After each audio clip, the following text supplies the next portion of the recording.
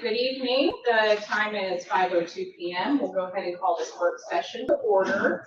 Our first item of business is our monthly financial update with our CFO, Ms. Pickle.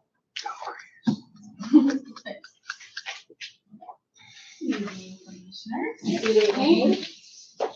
So this is the financial update for May. We'll have one more month to go, at least on the financial updates. We have less than a month to go, actually. We're at 91.67% of the budget year. As you can see on the bottom of the first page, we're at 93% on the revenue. So we're just a tick above where we expected to be at the 91 this year. On the next page, we're at 89% on the expenditures, and that's really good. Just a tick under where we had expected to be or budgeted to be this time of year. So the belt tightening is still continuing to work. We'll hear from our city manager about that in just a bit. All of the other funds are doing really well. They're right on target. Should be right on the nose whenever they finish out the year. And wait, like I said, we just have one month, but everything is looking really good. No surprises. Everything is as expected, and nothing is really jumping out. Bringing it to your attention. Good. Thank you, Ms. Pickle. I did have just one question. I was curious about the miscellaneous revenue line. It says we're at 298%. That's expected revenue, and I was just, what's included in miscellaneous revenue? It's multiple things. So the sale of the property where we had the lien is in there now, but that is to be refunded. Yeah. With a journal entry before the end of the year. Okay. So it will still be in revenue, but it'll be just in revenues. Okay. So some of those things are like that. They're yet to be refunded at the end of the year to offset some of the expenses that we have. Okay. So the same with grant revenue. Some of that stuff will go away whenever we do these the final entries for the budget amendments that have the second. That we're voting on tonight for the second and final reading. Okay. Yes. All right, thank you. Do we have any other questions or comments for Ms. Pickle? Thank you. All right, moving on to item 2, sewage treatment plant discussion only. Mr. Graham. Thank you, Mayor. Good evening, Commission. Super glad to be here to bring this topic up for you this evening.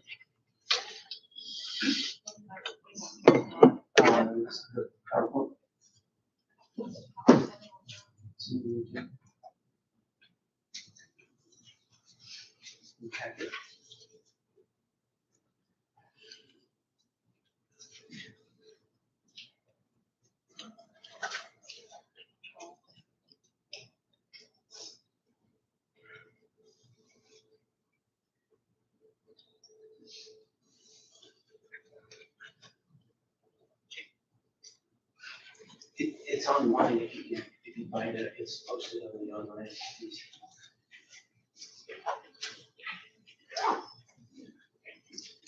Okay. Well, Mayor, while Tracy's looking to see if we can find it, I'll jump in with some of the introductory slides. I'm standing here on behalf of both myself and Arnold to speak to the Commission tonight. The background on the city's sewage treatment plant is the city ceased sewer utility operations over a generation ago. The site is at 614 Hudson Road in Chattanooga, and it is a total of 3.14 acres of Red Bank-owned property, industrial property in Chattanooga. The property has been leased to and used by Marion Environmental / Aquatree, the operator in both names, since 1995. Currently, monthly payments, lease payments to the city are $904.57. And that rate was established in the lease over 20 years ago. The lease had built in inflation, and so if you follow the bouncing ball, from the point of that lease, it's never been renegotiated. That's how you get to $904.57. It isn't a currently negotiated amount, and it's my opinion it's well under what we would be leasing if we had negotiated current lease. However, the lease contained an option to purchase, and the lessee has exercised that option. So I want to speak to that just briefly. It means we're obliged to sell. Previous commissions agreed to this lease and baked in this clause that it's basically a call. And so the lessee is now exercising that call. So what that means procedurally is this doesn't go through the planning commission or follow that other ordinance about acquisition or surplus of a property. This is simply just following through on a contract that was agreed to by a previous commission. And so the city is obliged to sell the property for fair market value. Thank you, Tracy. Appreciate you finding this. So down in the lower left, the little blue in the circle is the property, and you can see it's proximate to the Tennessee River. This is Signal Mountain Boulevard right here. Signal Mountain Boulevard here. And Pineville comes out on Signal Mountain Boulevard. There's the Goodyear Tire Distributors signal right there. If you go across Signal Mountain and drive up the steep hill, that's Pineville. Our property, you go down Pineville Road south for just almost precisely a mile, and that's the intersection with Hudson Road. And you hang a right, and you go back in there into the industrial area, and that's where our property is located. Okay, next slide, Tracy. And here's an overhead view of the property itself.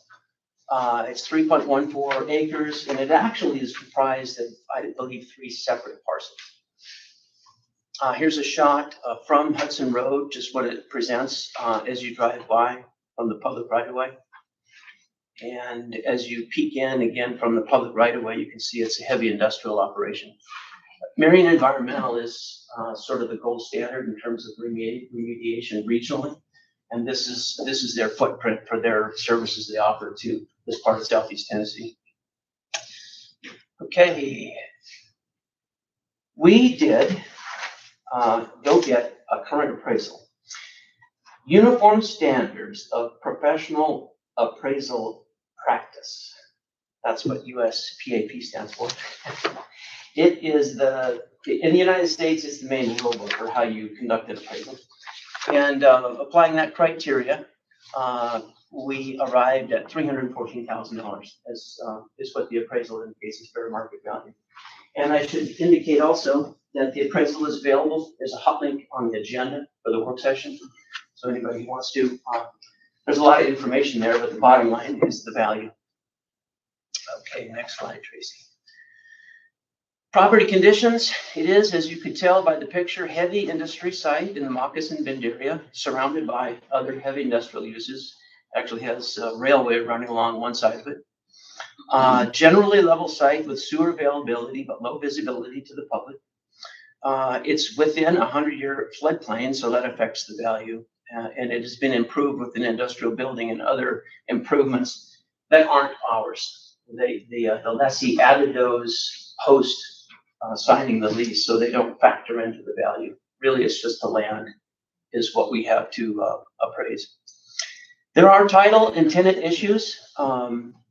There's what they call a cloud on the title, and the tenant has expressed interest in purchasing the property despite that cloud. In fact, actually, it's the lessee in their own due diligence discovered this cloud in the title, and they approached us, and we validated that. So it's eyes wide in this transaction. The path forward. Given the title cloud cannot be fully remedied, a quitclaim sale is the most practical option. Transfers allows the city to convey whatever interest we hold without warranting clear title. And this approach complies with the terms of the lease, minimizes our exposure, and provides a path to dispose of the asset. Next steps, what we're really after tonight is a head nod from the commissioners that Arnold can sit down with the lessee and negotiate a fair market value. We're very transparent in our appraisal, and so they kind of know where we're starting with our conversation, and that's entirely appropriate for public entity. But with a head nod from everybody on the dais, Arnold will take that as a green light to sit down and bring back into commission something for the commission to consider regarding the sale of the property. How did you do, Arnold? That's exactly what we were talking about. Okay, all right. Negotiated a contract for ultimate for approval, disapproval So the fair market value appraisal was 314,000, so is it that or lower, or it Well, can be negotiated with that them is from an- that? yeah, that's a good way to look at it. Okay. It's an appraisal that was generated by a professional that we retained and paid.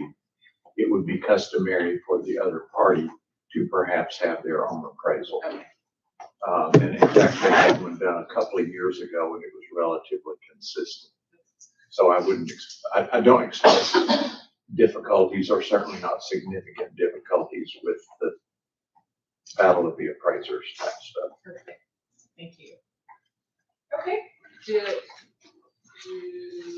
we have any more questions? And then You mentioned that they approached the leasing. Yes, ma'am. Okay. Yep. Yeah, no, I didn't know without the dorms, I suppose. I think, I mean, I can't speak on behalf of them, but I think they want to make some capital investments in their operation. They really need to own the property before they get much further into that. That's my suspicion. Yeah. I don't think we plan to be in the sewer utility business ever again. No. Certainly no immediate plans. No, in the foreseeable future. Yeah, not operating a plant. No, not operating a plant. Okay. No, we have 13 acres right now. Hilarious. Okay. Any further comments or questions? Do we have any objections to staff moving forward with these negotiations? Okay. Thank you, Mayor. Thank you, Thank Commissioners. you. And thank you all. All right, moving on to item 3, belt tightening wrap-up presentation. Mr. Granda. Thank you, Mayor and Commissioners. I put up on your dais some documents from when we first encountered this situation. There was a press release and a discussion paper from the 17th of October. That discussion paper has stood the test of time. I rolled it out and presented it to the media and lots of people who were just curious what all went down. So that discussion paper, I think, is a really good primer for where we started. And here we are at the end. And I'm glad to be here at the end. Thank you, Tracy. Let's see, I'll turn it on. Okay. So I got a long agenda here. Basically, we'll talk about the certified tax rate issue. We'll talk about our strategy, how we spread the burden across the city. We'll take a look at some details for the financial and operational assessment. I struggled for one picture that says it all. I think I found one. Staffing impacts on our transition to FY27, the bottom line, and a final thought that I think is relevant. Every time you go through a time of trial, there's always a lesson to be learned. Belt tightening strategy. During the FY26, the current year, the city experienced a sudden $762,286 revenue shortfall due to incorrect certified tax rate.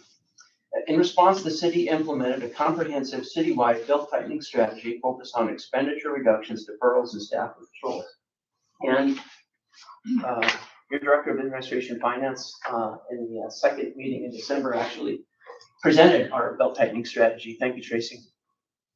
The primary goal was to stabilize finances without disrupting core services while positioning the city to return to normal operations in FY27, and that begins 1 July. And as I mentioned, Tracy briefed it on 16 December. Tracy briefed it, but the whole city leadership team helped her come up with this strategy. We all had buy-in.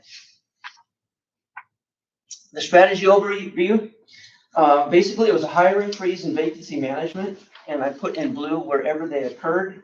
This was, we were building this in the November timeframe. We briefed it in December, but what we decided was after 1 January, wherever the vacancies occurred, we would live with it. And so we didn't know. Well, now we know. And it wasn't uniform across the city. Some parts of our service delivery really took a punch in the gut, and others got a little bit lighter impact. Everybody was impacted, but some divisions in particular, and we'll see which ones. Deferral of purchases and capital projects, and I had an asterisk there about a major capital project postponed. I don't know that we call it postponed anymore, but I'll speak to that in just a little bit. And operational controls. We watched our overtime, our travel, our training. We scaled back temporary staffing where feasible, and we just basically tightened our belt, is really the appropriate term. Organization-wide burden management, all departments, the city successfully implemented the belt tightening strategy, measures and maintained core service delivery. Key outcomes included, we sustained operations. Essential public services were maintained throughout the period, and I should mention, this is about 14% of our budget, about 7% of our property tax. So this is a big hit.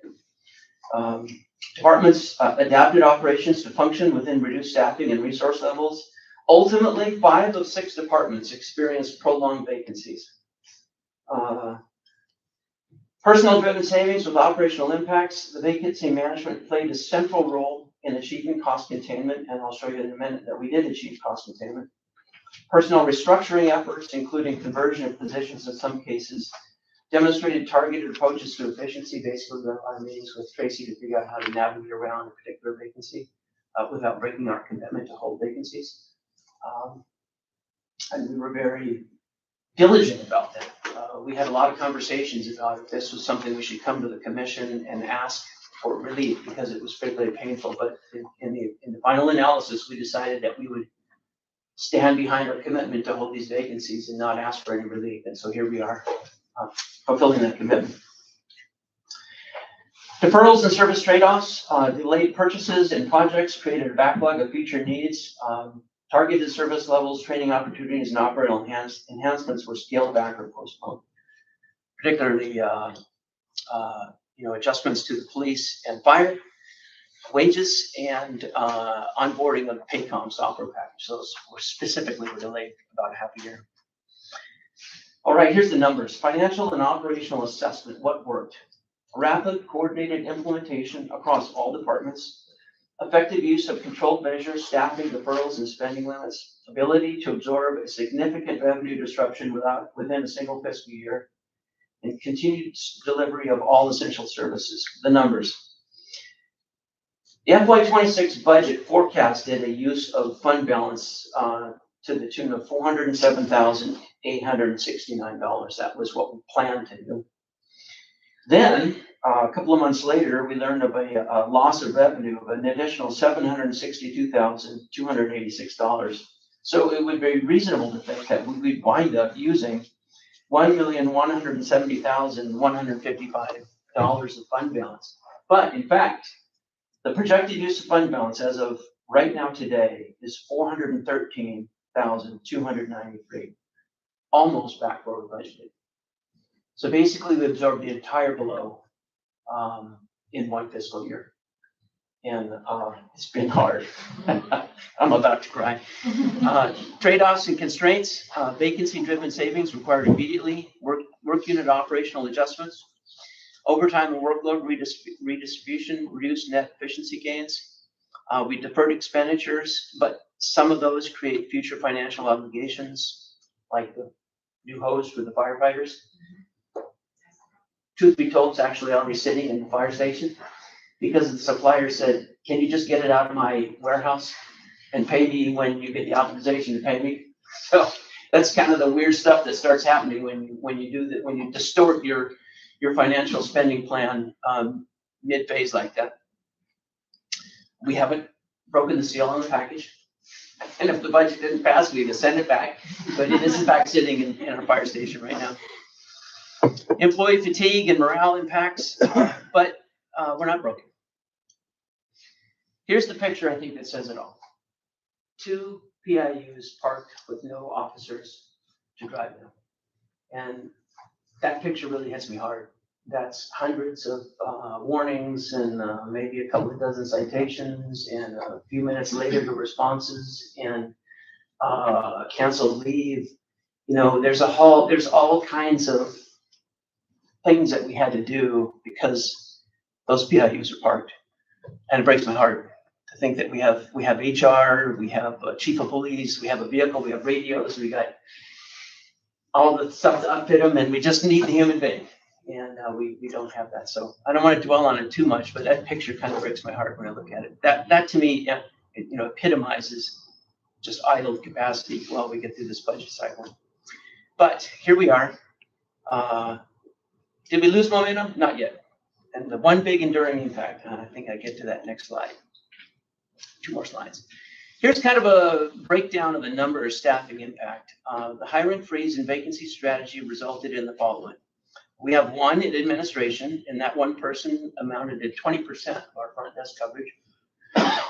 We have 4 vacancies in police, 2 officers, a records clerk, a detective. But the red asterisks down at the bottom, we had 2 out on extended medical, so 6 of 26 are unavailable for duty, and that's 23% of our agency. In the fire world, we have 3 vacancies in our full-time, 2 lieutenants and a firefighter, and that's 20% of our full-time staff. And in public works, we have 4 vacancies, 3 laborer, 1 laborer, 2. But they all reside in the streets division. So 4 of 9 are unavailable. 44% hit to our streets division. Yeah, and those are the guys who cut the grass and, edge the curb and put up the flags and tend to our public events. Potholes, yep. And it's tough. Total vacancies across the city as of right now, 12 out of 85, 14%. But these vacancies were the primary tool in achieving the short-term financial stability. And so that's just what we had to do. Key lessons learned. Vacancy-based savings are effective but temporary, especially impactful in service-intensive operations like really all of the divisions of the city. We're all about providing services. Operational impact compound over time. We lost 2 officers early on in this window, and that, we had to endure that for over 4 months. That begins to impact leave and training and really distort the day-to-day operations of our agency. Deferrals shift costs forward. I mentioned that with the firefighters. And this one is the one that really hits. Revenue missed can never be covered. My dad told me a cup of coffee missed is a cup of coffee missed forever. And I always laughed about that, but it's a profound thing to it as well. That revenue, that $800,000 of revenue loss is never going to come back. And one of the enduring impacts of that is really the basketball-oriented park that was supposed to come into existence between City Hall and this building. And there was a moment in time where we had the resources and the capacity to execute that project. And that moment in time has closed for the foreseeable future. We're now committed to our capital improvement plan to activate the North Red Bank Park and the former Red Bank Middle School site, and there is just no capacity, financial or otherwise, to tackle that basketball park. So that, to me, is the enduring impact of that loss of $800,000. On the upside, we're positioned to transition to 27 fully capable.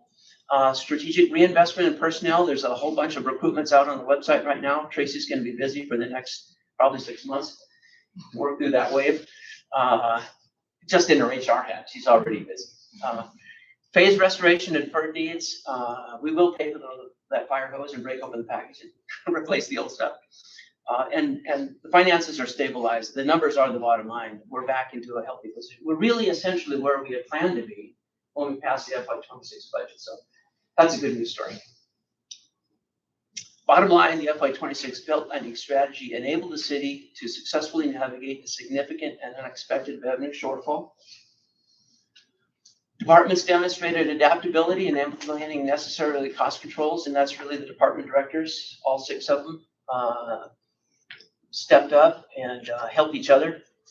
And internal to their departments, they helped each other. The streets division, for example, as we saw, took a big hit, but stormwater and sanitation helped out. Really, the streets division couldn't have got through it without help from their colleagues in the other divisions. At the same time, the strategy required meaningful operational and workforce trade-offs, particularly regarding staffing levels. With the immediate financial challenge addressed, the city is now well positioned to close this chapter. That was my whole purpose with this briefing today, was to bring this to a closure in everybody's mind's eye. We'll get back to business as usual. But I do have one final thought. Regarding the employer of choice.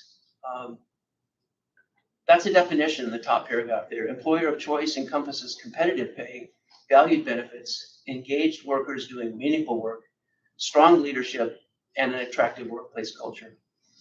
Some have misinterpreted this best practice talent acquisition and retention strategy as implying we're too generous with pay or benefits. Well, we just experienced a 14% loss of employees in under 6 months.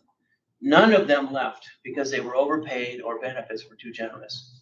I can tell you they left because for a variety of reasons, including the work was too hard. We had some people pretty much tell us that as they left. They could not perform up to standards, and there was a few cases where that was the case, unfortunately. Or they got a better paying job. So as much rhetoric as we put around focusing on employer of choice, the bottom line is we have to continue to remain focused on being an employer of choice because all of our employees have options. And just in this brief window of time, we lost 14%. So I don't feel threatened by that. Some level of turnover is healthy, but to me, it demonstrated that we're not too focused on being an employer of choice. It's an elusive target, but we're probably hitting a sweet spot for Red Bank. Thank you, Mayor. Thank you, Mr. Mayor. Really appreciative to you and all of our staff for all the efforts that you guys put forward to pulling back on everything over the last, gosh, how many months total? 6 months. One January is when the hiring freeze took place. Okay. But we were kind of throttling back once the bad news hit, even in the fall. In the fall, yeah, that's kind of where I was going. Yeah. So we're very appreciative. You know, it's been very hard and challenging, lots of strain. People overworked. Yes. But we appreciate you all being great members of the team, truly, and for our Public Works team for stepping up to help each other out across divisions. And, you know, to keep moving forward. So thank you so much. Do we have any other questions, comments, concerns? I appreciate the fact that you had to step up in a very, very, very difficult situation, like many of us have to do, personally, professionally, families, and now we were challenged with that, and very admirably. So I agree with Mayor, thank you, everybody that's involved.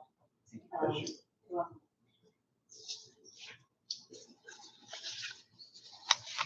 Any other questions, comments, concerns? Thanks to staff. Thanks, of course, to our administrative staff for putting together the plan and carrying it out. But thanks, you know, especially to our boots on the ground, especially the streets department for being the ones that really had to pay the price on this one. It's amazing that you were able to get us through so close to our target for increasing my balance. I did not anticipate that. So, Thank you. Thank you. Thank you. All right, moving on to item 4 on our consent agenda, creation of a charter review board for a proposed charter referendum at the next general election, resolution number 26-1916. Mr. Freeman. Thank you, Mayor and Commissioners. I'm speaking here, and Arnold's up here with me in spirit. The purpose of this evening's resolution, by the way, what's in your packet is there is a resolution in the regular agenda packet, and my PowerPoint slides here are in the work session packet. Is to create a Citizens Advisory Board to review and update the charter and prepare an ordinance for commission consideration and ultimately, at the discretion of the commission, refer it to the voters. Why now? There's been no charter review since approximately the year 2000. Our home rule amendments actually require us, as a home rule city, to review our charters, so it's long overdue. It's been 26 years plus. And our charter is outdated and very hard to read. Some background is really important to keep in mind. We are a home rule city. We're one of only 14 of the 345 cities in Tennessee that's a home rule city. We were created by the voters of Red Bank, not the legislature. Further, they adopted the city manager commission form of government. There's a variety of forms of government around the state. This particular form is common. There's 110 cities in Tennessee that have our form of government with a city manager who reports to a elected commission. So we're not unusual, but there are other forms out there. For example, Chattanooga where they have an elected chief executive. The voters must approve changes to our charter because we are a home rule city. The key issues is it's disorganized. When you click on our website where we show our home rule charter, you immediately pop into chapter 18. And the first question that comes to mind is, well, what happened to chapters 1 through 17? They don't exist. It's a snapshot of the statute, and it's very hard to understand really what it's saying. It talks about schools and the ability to discharge wastewater into the rivers, and and it's just stuff that has nothing to do with how we operate is in our charter. If you read our charter, you're misinformed. That's the unfortunate reality of our charter as it stands. It's incomplete, it's outdated, and the election process has changed. Some of the very core things about our charter, how we elect our commission, is now not how our charter says. In fact, in 2023, the state legislature passed legislation that changed how elections across the state are conducted, and it impacted us. The sense at the time was we weren't intended to be caught up in that, but we actually got an opinion from the Attorney General, and we consulted with our legislators, and the conclusion was, yep, it applies to you. So this commission passed an ordinance that operationalized that, but we did not update our charter yet. So this is kind of where we are. We do business one way, and our charter says we should be doing another. Establishing a citizen advisory board is a good fit with this need. The tasking for this group would be to review the current charter, make recommendations to the city commission for possible revisions, and develop a proposed ordinance for commission consideration and referendum. Basically, the wind under their sails will be your city attorney, Arnold Stoltz. He essentially has these products ready to go. And we don't have to invent the wheel. We just want to go back to the Tennessee statute that's current for the city manager form of government and adopt that. Like they did in 2000, they simply adopted the current statute. That's really what we would be doing here. It's going back to that state ordinance, state statute, and re-adopting the city manager commission form of government. And so Arnold has all that work ready. We just need the CAB to come alongside him and make sure you have their input, put their fingerprints on it, and then prepare it for you. We are proposing in the resolution attached in the regular session packet that the CAB would be composed of the following: myself and the city attorney, and between 5 and 8 residents appointed by the mayor and city manager jointly. And I want to explain that just a little bit. The typical process is for the commission to appoint. In fact, later on this evening, you'll be appointing members to our art and nonprofit and planning commission. That's the normal process. Timeline doesn't allow that. The goal is to get it on the 3 November ballot. And because we don't have a commission meeting 1st of July, there's really no way to get this done unless the commission tonight empowers the mayor and myself to staff up this citizen advisory board. Next steps: commission review of CAB's work. Assuming the resolution passes tonight, the commission would look at the product that Arnold and I work with the CAB to prepare for you, and that would be a proposed charter and an ordinance for you to consider. And if you pass that ordinance, that's the mechanism to place it on the ballot in the 3rd of November. And then the CAB would automatically disband. That's what's baked into the resolution tonight. I think it fits in our goals to be a transparent government in our mission and pursue excellence in our vision. And let's see, I had one other thought, but it just left me completely. Mayor, thank you. Thank you, Mr. Be Grant. glad to answer any questions. Commissioner? Thank you.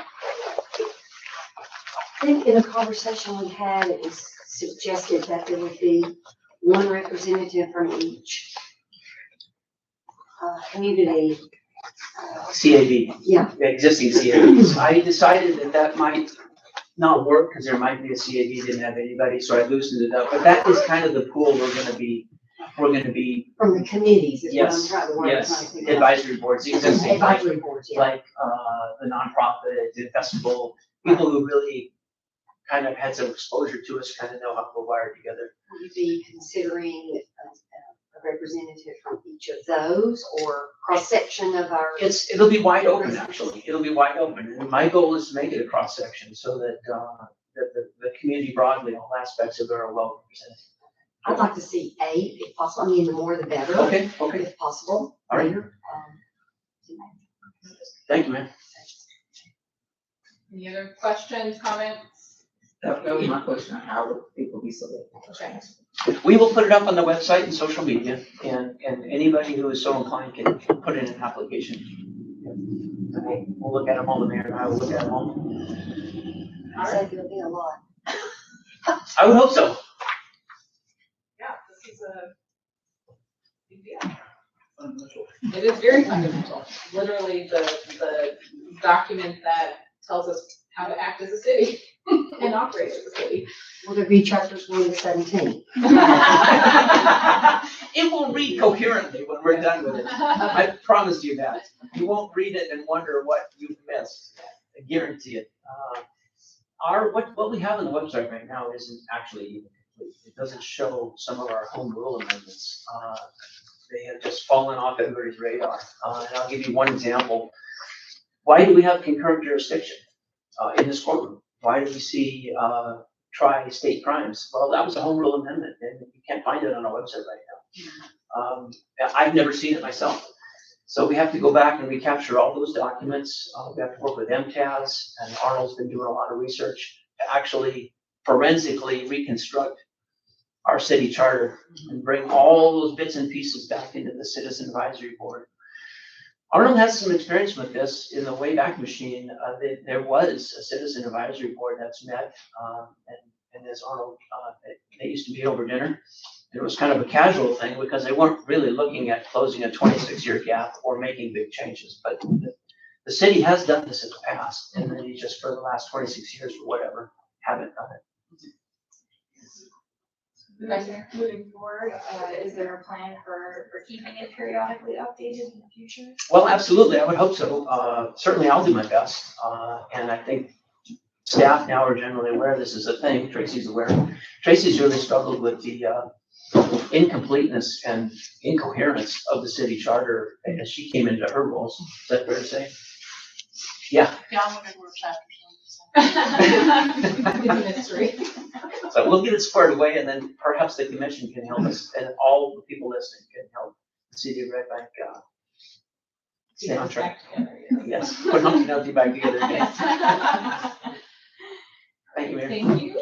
Okay, moving on to item 5 on our consent agenda, appoint Katie Spurlock to the Nonprofit Citizens Advisory Board, Resolution 26-1913. Director Slay. Good evening. Good evening. As you know, we occasionally have openings on our advisory boards.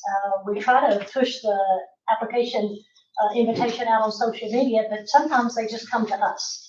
And Katie actually had reached out to me, had expressed an interest after looking at our website, seeing how many advisory boards we had, and did express an interest in the nonprofit. She does come with 20 plus years of philanthropy work.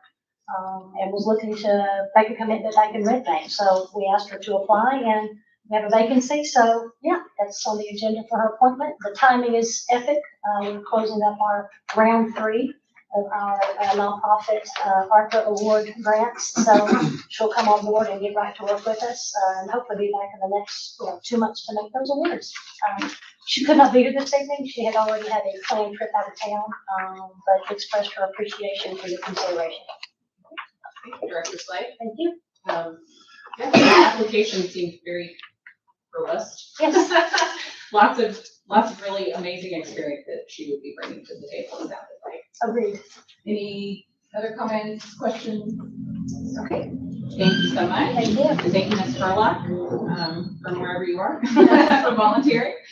Item 6 on our consent agenda, appoint James Ryan to the Planning Commission by Commissioner Holmes, agenda number 26-894. Director Slay. Thank you.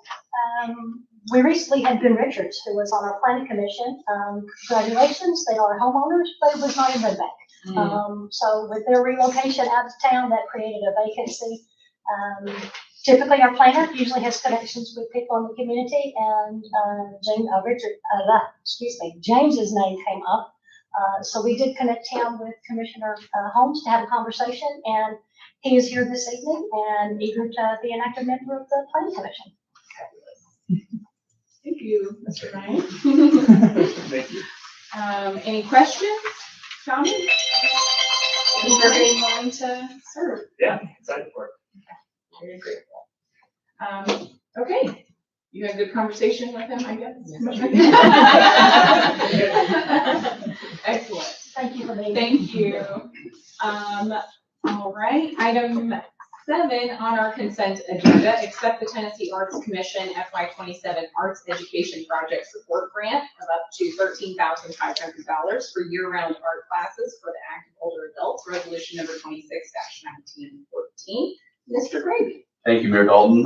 We're very excited to be bringing this one to you guys this evening. I want to do first a little bragging on our program coordinator, as she is the one that put together this grant application, and I helped her with submitting that, and we'll be doing the grant administration, and she will be doing the actual running of the different classes. But this is from the Tennessee Arts Commission for the Arts Education Project Support for a grant up to $13,500 with no match.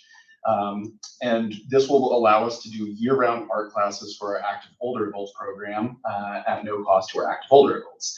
So that essentially means when we broke out the numbers, we will be able to do one art class a week for the entirety of FY27, barring a couple of weeks where there's holidays that people won't be able to come to.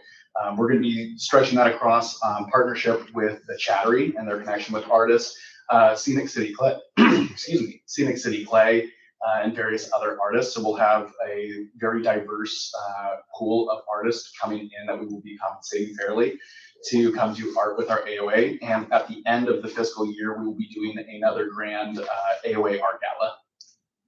Lovely. And theirs is coming up very soon. Yes. In 9 days, I believe. Very exciting. Thank you to Tegan, right, who was the, I guess, It was, grant writer, yes. And for getting this award. This is really great to be able to provide that class for our active adults participants. It's a very active program, really, in a lot of ways. We just quick numbers for you. We were doing some of the numbers, and when Tegan came on to the active older adults, we had around 40-ish people that had signed up to be part of that program, formerly Seniors on the Go. We now have around 600 plus individual users. So obviously not 600 people are coming to every single class, but from our line dancing, chair yoga, qigong, art classes, our regular exercise class, music jam, etc., we have 600 individual users. Amazing. Wonderful. Thank you so much. Thank Any you. questions, comments? Oh, Yes, Commissioner? thank you. Since these are my colleagues, they're very thankful to be involved in the art in particular. Will the art class be the same day, same time, consistency? Yes, yes, ma'am. And so we will have that so that people can sign up on Rec Desk because it is limited capacity. But we do have people that just show up, and we're usually able to squeeze in one more person. But we will keep it consistent on the same day each week. And I do not have the schedule in front of me, but Tegan has that laid out for the year. I believe that we're looking at Mondays for the majority of them, but I think that she may be alternating every week to try to cast a broader net for availability. Yeah, that sounds like a good idea. Thank you. Thank you. Any other questions, Commission? What's the lower age limit on this? So Sounds like a lot of fun. that's very fair. 55 plus for the AOA. Okay. You gotta wait for you. Thank you. Thank you, Mr. Gravy. Thank you, Commission. All right, so at least temporarily, we'll table the next item and move on to citizen comments on items on the work session agenda. Mr. Graham. Thank you, Mayor. This is the time for citizen comments. Please observe these rules. Comments are limited to 2 minutes here in work session or less, and the city recorder will operate a timer. If time expires, please respect her direction and conclude any comments. Comments should be addressed to the board as a whole and not to a particular commissioner or to city staff or to the audience. The commission is here to listen, not to respond or engage in back and forth, so please do not expect a reply during citizen comment. Citizens are now invited to the podium. Please begin by stating your name and address.